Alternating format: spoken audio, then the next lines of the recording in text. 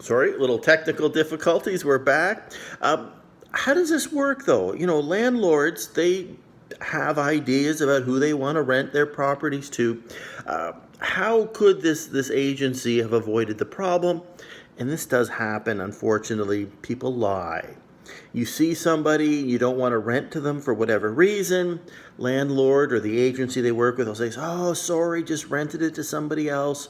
Unfortunately, that does happen. It's not really proper or legal, but it does happen.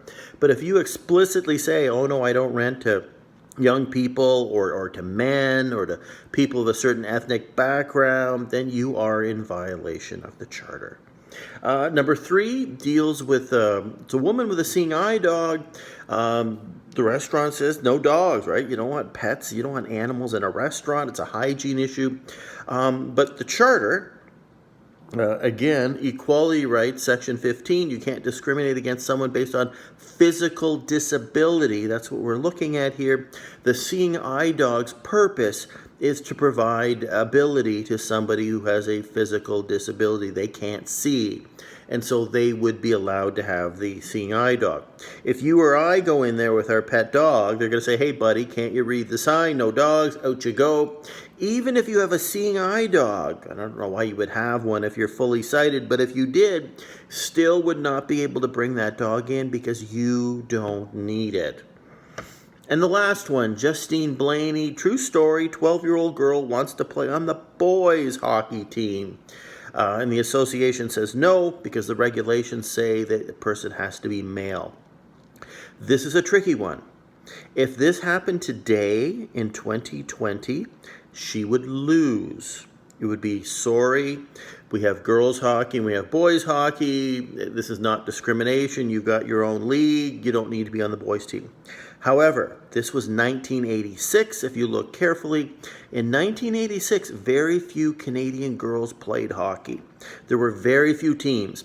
Justine Blaney didn't want to play on a boys' team, really. She wanted to play on a girls' team, but there wasn't one near where she lived. And so it was the only way she would get to play hockey. And so therefore, it was discriminatory. And based on the charter, she was allowed to play for the boys' team. Wouldn't happen today, but did happen at that time. All right, got a new lesson for you here. There's a chart that I've uploaded that you can take a look at. This is the other part of the Constitution. A lot of people have heard of the Charter of Rights and Freedoms. This is the division of powers. Our founding fathers, back in 1867, our first Prime Minister, Sir John A. Macdonald, he didn't want to have provinces. He thought we should just all be Canadian. Yeah, you'll have your local government in the town where you live, but we don't need an Ontario and a Quebec and an Alberta. We should just all be ruled from Ottawa. That didn't go too far. This is a big country. You've taken your grade 9 geography. This is the second biggest country in the world. And it's just not practical to govern a place that big, making so many decisions in Ottawa. So provinces have some authority as well. Now let me bring up here, I've got the screen behind me.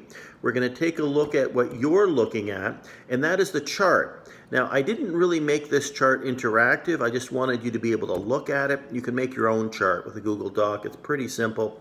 And so I set it up for you, federal, provincial, local, and I gave you some examples. So, for example, our Army. We have a Canadian Army, Canadian Armed Forces. We don't have an Ontario Army and a Manitoba Army and a Prince Edward Island Army. Kind of silly. Or a Stratford Army or a Waterloo Army. If you're joining the Army, you're joining the Canadian Army. It's federal. It's run by the federal government in Ottawa. High schools, however, are provincial.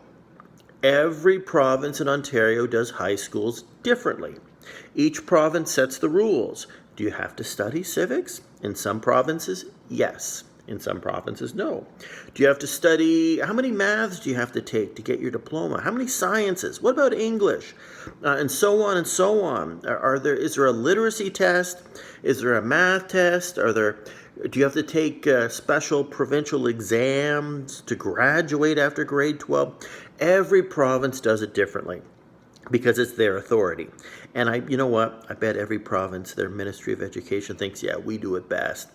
So we have 10 provinces, we have 10 different high school systems. What that means then, if your parents move out of Ontario and take you along to finish your high school diploma, you're going to be it's going to be a little tricky. The requirements, the rules are going to be a little different. The course curriculum, the things that you're being taught will be a little different. But if you stay in province, and Ontario is a big province, it's the same. So if your parents say, hey, we're moving to Kitchener, to London, to Toronto, to Ottawa, to Cornwall, or up to near the Cottage, or way up by Thunder Bay, the new high school you go to, exact same curriculum, same requirements, well, not always the same courses. At SSES, we've got the big tech wing. A lot of schools don't have that. We have dance classes. A lot of schools don't have that. But the curriculum is the same. If you take a course, it's the same stuff as we would be teaching you here in Stratford. And finally, landfill sites. The dump. I call it the dump. We have a city dump in Stratford, and it's got rules. What can you dump? What can't you dump? What do you do with hazardous waste? When's it open? How much do they charge? Every town has its own dump, and they make the rules for that particular dump. All right, so those are 3 examples. Below, and you look on your list, and I'm scrolling up here, I got a whack of them. I got a little carried away. I got over 20 different things that governments do. These all impact our lives in one way or another. And I want you to sort of guess, play around with this. Which column do each of these go into? So hospitals, highways, banks, post office. Which are federal? Which are provincial? Which are local? So you don't need to do any research here. Just sort of guess, do what you think. Maybe ask your parents. They might be able to help you a little bit. So this is for Thursday. It's our last lesson of the week. Just a little fun thing. On the weekend, maybe Sunday or early Monday, I'll post the answers, and then you can take a look and see how you did. All right, so good luck with that. A few more Citizens Handbooks writing assignments came in. Still a few outstanding. Get those babies in. Monday, new lesson, and sorry, you had a week off. A new Citizens Handbook writing assignment, a very interesting topic, if I may say, dealing with your personal privacy. Well, more than that too, but we'll leave that for next Monday. Take care. Bye-bye.